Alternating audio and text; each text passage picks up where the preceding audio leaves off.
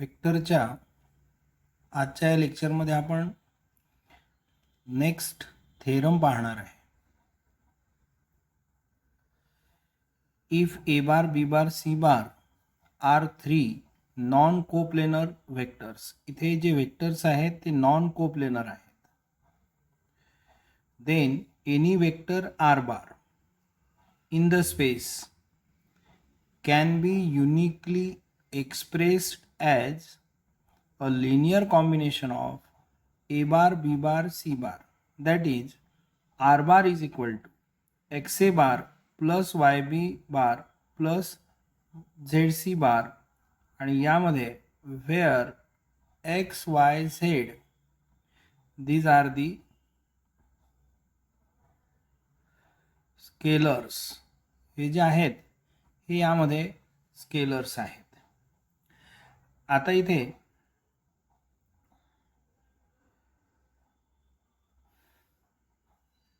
हा theorem prove करण्याकरिता आपण इथे एक डायग्राम इथे काढलेली आहे. पहा,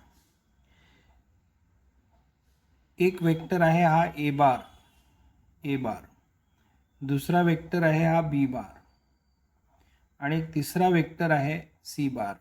समजा आपण इथे या पद्धतीने आपण घेऊ शकतो की O A is A bar, O B is B bar and O C is C bar, असं आपल्याला यामध्ये घेता येईल. आता इथे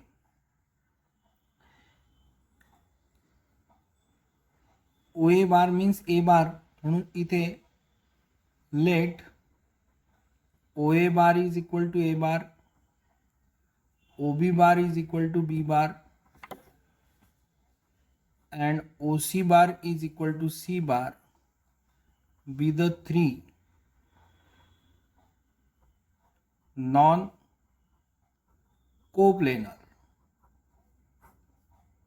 vectors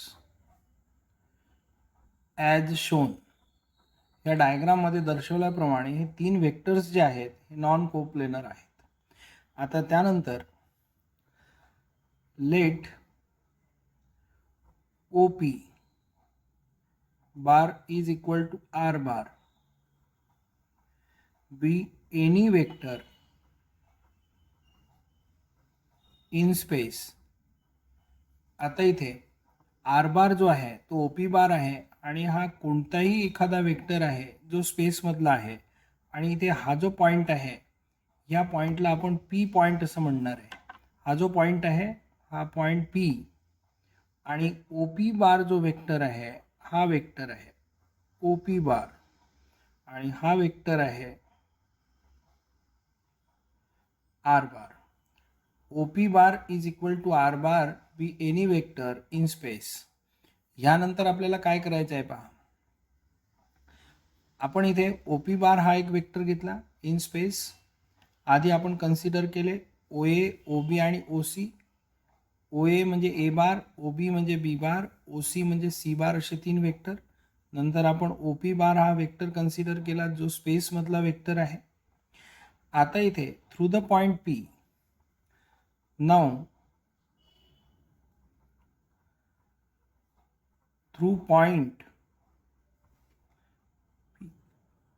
पी हा जो पॉइंट आहे ड्रॉ प्लेन्स पॅरलल टू. आपल्याला पी पॉइंटमधून प्लेन्स ड्रॉ करायचे आहेत जे parallel to plane of A bar and C bar. इथे आपण नंबर 1 असं घेऊ शकतो.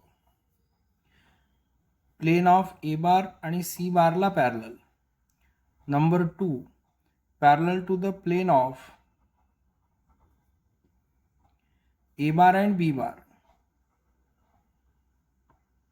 त्यानंतर तिसरा parallel to the plane of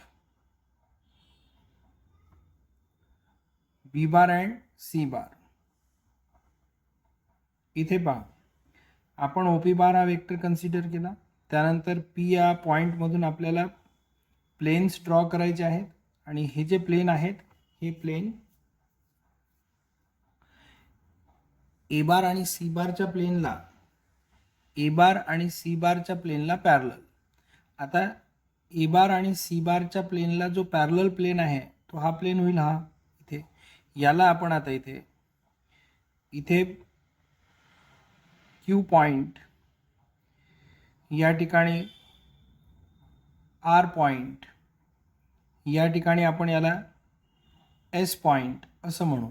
तर इथे हा जो प्लेन आहे पी क्यू एम आर, हा जो प्लेन आहे हा parallel to the plane of A bar and C bar आहे. म्हणून इथे पहा, now through point P draw planes parallel to the plane of A bar and C bar, that is, हा plane आहे plane P Q M R, P Q M R हा plane राहील. आता इथे parallel to the plane of A bar and B bar, हा A bar vector, हा B bar, याला parallel plain P मधून तो राहील P R N S, P R N S असं राहील. म्हणून इथे plane P R N S असं आपल्याला मिळेल. हा प्लेन आहे ए बार आणि बी बारला पॅरलल. हा जो प्लेन आहे हा बी बार आणि ए बार यांच्या प्लेनला पॅरलल आहे. त्यानंतर आता तिसरा plane parallel to the plane of B bar and C bar, याला पॅरलल प्लेन आहे पी क्यू एल एस. म्हणजे इथे आपल्याला म्हणता येईल that is plane P Q L S.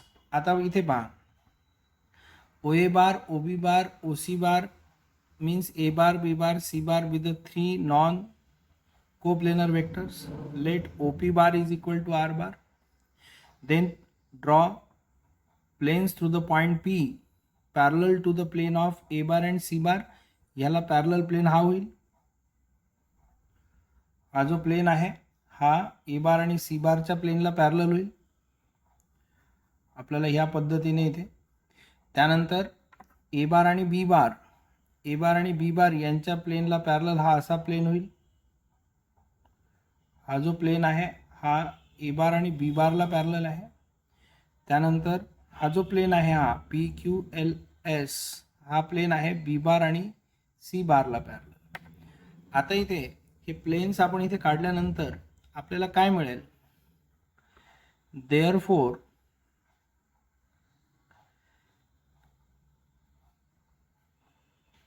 parallelepiped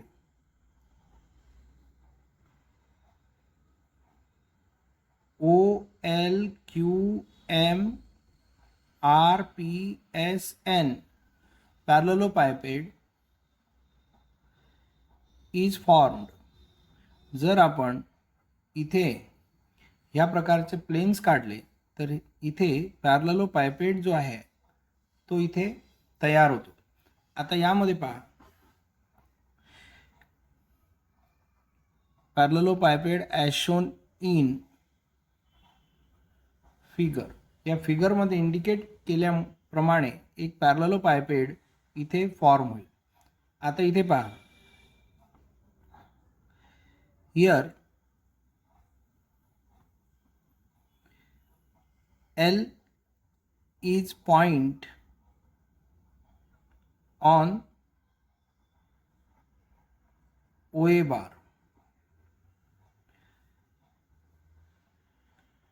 Therefore, OL bar is equal to X OA bar, that is X A bar, where X is a scalar.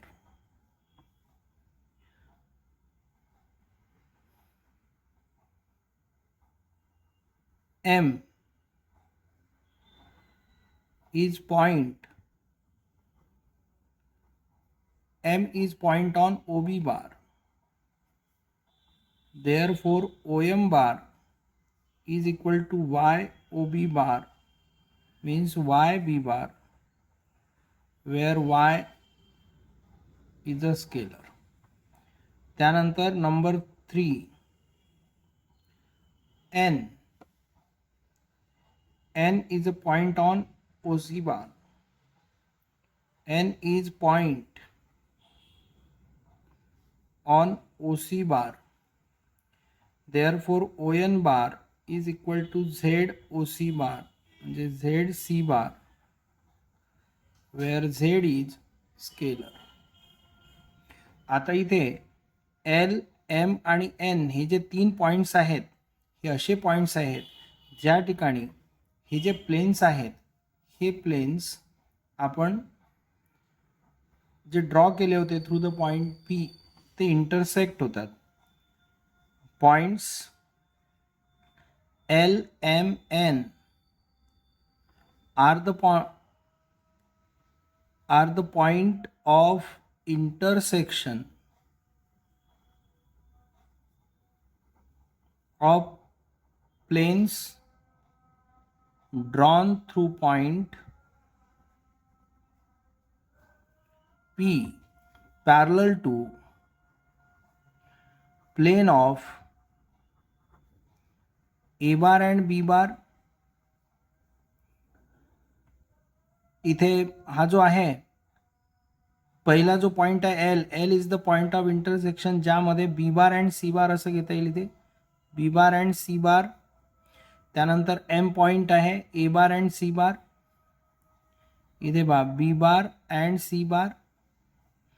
त्यानंतर A bar and C बार.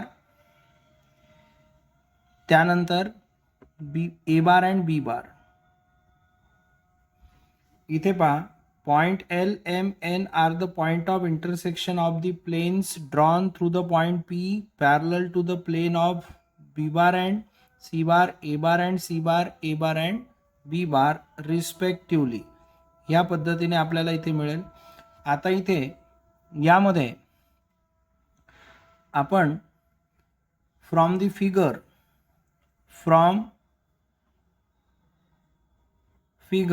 आपण असं घेणार आहे OQ bar is equal to OL bar plus LQ bar. इथे या डायग्राममध्ये पहा OQ बार आपल्याला काढायचा आहे. हा OQ बार आहे आणि OQ बार हा OL बार प्लस LQ बार OL प्लस LQ असं मिळेल. तर OL बार जो आहे तो आपण इथे काढलेला आहे. OL बार म्हणजे XA बार. इथे आपण आधी OL बार असं लिहू. हा जो LQ बार आहे इथे पहा LQ bar is equal to OM bar. हा LQ बार आणि OM बार LQ आणि OM हे इक्वल आहेत म्हणून OL प्लस OM असं मिळेल. म्हणून OQ bar is equal to OL bar plus LQ. LQ is equal to आहे OM म्हणून OL प्लस OM राहील.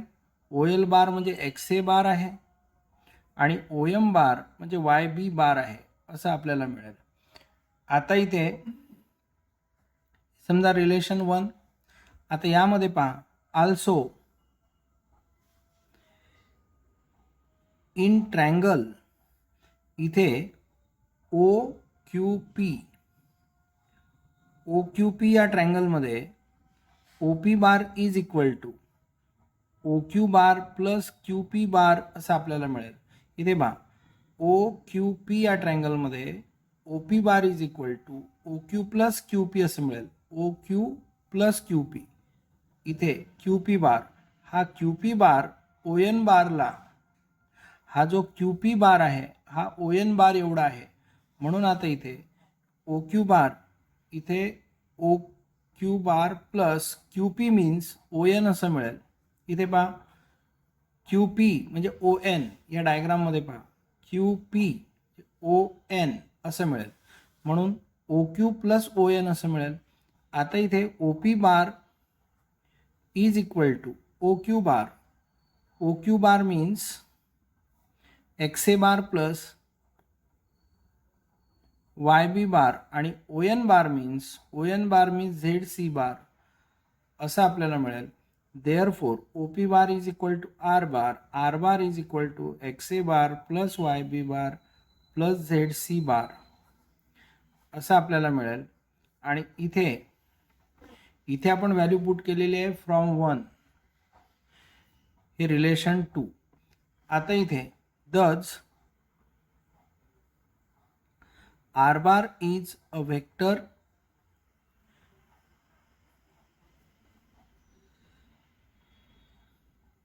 in space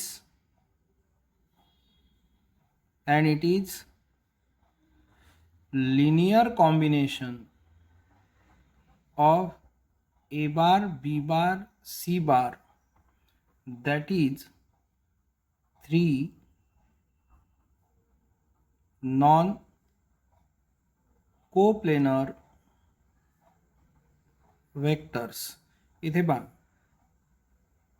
इथे आपल्याला मिळेल द आर बार जो आहे हा कोणताही वेक्टर आहे स्पेसमधला, आणि तो जो आहे लिनियर कॉम्बिनेशन आहे ए बार, बी बार आणि सी बार यांचं. That is linear combination of non coplanar vectors. 3 non coplanar vectors, इथे असं घेता येईल 3 नॉन कोप्लेनर वेक्टर्स यांचा हे लिनियर कॉम्बिनेशन आहे. हे समजा आता इथे रिलेशन 3 असं लिहिलं. आता आपल्याला हे जे रिलेशन आहे इक्वेशन 2 किंवा हे जे लिनियर कॉम्बिनेशन आहे हे युनिक आहे असं आपल्याला प्रूव्ह करायचं आहे. म्हणून आता इथे युनिकनेस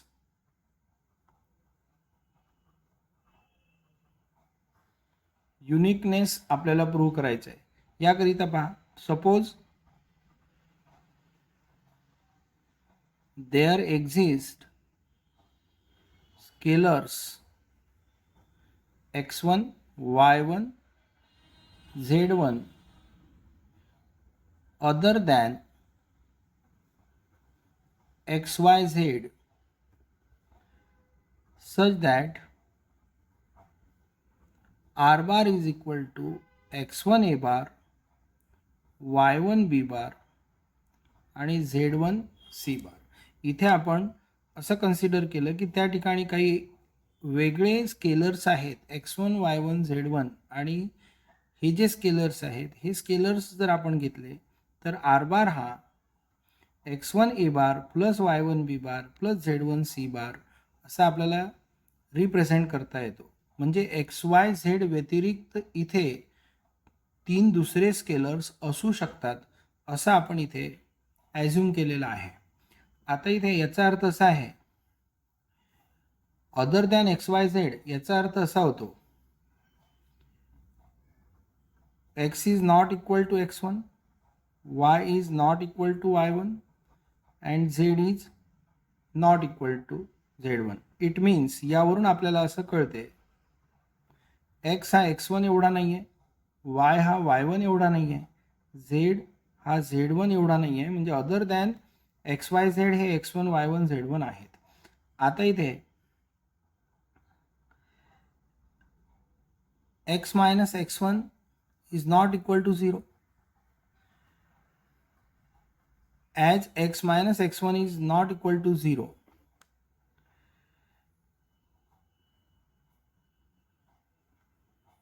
म्हणजे इथे x is not equal to x1 यानंतरची कंडिशन आहे ही आपण घेऊ, यावरूनच आपल्याला लिहायचं आहे. आता इथे हे जे आहे R bar x1 a bar, y1 b bar आणि z1 c बार याला आपण इक्वेशन 4 असं म्हणू. इथे इक्वेशन 2 आहे x a bar, y b bar आणि z c बार. इक्वेशन 4 आहे x1 a bar plus y1 b bar plus z1 c बार. हे इक्वेशन 2 आणि इक्वेशन 4. इथे आता x1, y1, z1 हे अदर दॅन XYZ आहेत. म्हणून x is not equal to x1, y is not equal to y1 आणि z is not equal to z1 असं आहे. आता आपल्याला इथे लिहिता येईल फ्रॉम 2 अँड 4, हे रिलेशन 2 आणि रिलेशन 4 वरून लिहिता येईल x a bar plus y b bar plus z c बार, म्हणजे ही व्हॅल्यू आहे आर बारची जी आपण रिलेशन 2 वरून घेतली. आता इथे रिलेशन 4 वरून आर बारची व्हॅल्यू आहे x1 a bar, y1 b bar आणि z1 c बार अशी आपल्याला व्हॅल्यू मिळते. आता इथे हे जे आहे हे आपण लेफ्ट साईडला आणू तर इथे मिळेल therefore x minus x1 a bar is equal to y1 minus y b bar आणि z1 मायनस z c बार. म्हणजे हे जे आहे वाय बी बार हे आपण राईट साईडला शिफ्ट केले. झेड जो आहे हा सुद्धा आपण राईट साईडला शिफ्ट केला. x1 ए बार आपण लेफ्ट साईडला. एक्स ए बार मायनस x1 ए बार म्हणजे आपल्याला असं मिळेल. y1 B bar minus Y B bar म्हणजे y1 minus Y B bar असं मिळेल. आणि z1 minus Z C bar असं मिळेल. आता इथे x is not equal to x1 आहे, म्हणून dividing by x minus x1 to both sides. आपण इथे आता का डिवाइड करू शकतो? कारण x minus x1 is not equal to 0. इथे मी लिहिलं होतं as x minus x1 is not equal to 0, then we can divide by this value to above equation. आपल्याला मिळेल इथे A bar is equal to y1 minus Y upon x minus x1 z1 minus z upon x minus x1 c bar. Therefore a bar is equal to mb bar plus nc bar, where m is equal to y1 minus y x minus x1, n is equal to z1 minus z x minus x1. Therefore a bar is linear combination of b bar and c bar. Therefore a bar, b bar, c bar are coplanar. इथे आता ए बार हा B bar आणि C बारचा linear combination होईल, म्हणजे ए bar B bar C बार हे coplanar होतील. But it is given that आपल्याला दिलेलं आहे ए bar B bar C bar R non coplanar असं आपल्याला दिलेलं आहे. हेन्स अवर ॲझम्पशन, ॲझम्पशन जे आहे x is not equal to x1 is wrong, हे रॉंग आहे. Similarly y is not equal to y1 and z is not equal to z1 is also wrong, हे सुद्धा रॉंग आहे. Therefore r bar is equal to xa bar plus yb bar plus zc bar is unique expression. हे जे expression आहे हे unique expression आहे असं आपण यामध्ये प्रूव्ह करू शकतो. आणि हा जो थेरम आहे तो थेरम हाच आहे. थेरम पुन्हा पहा. थेरम आहे if a bar, b bar, c bar are three non-coplanar vectors, then any vector r bar in the space can be uniquely expressed as linear combination of a bar, b bar and c bar.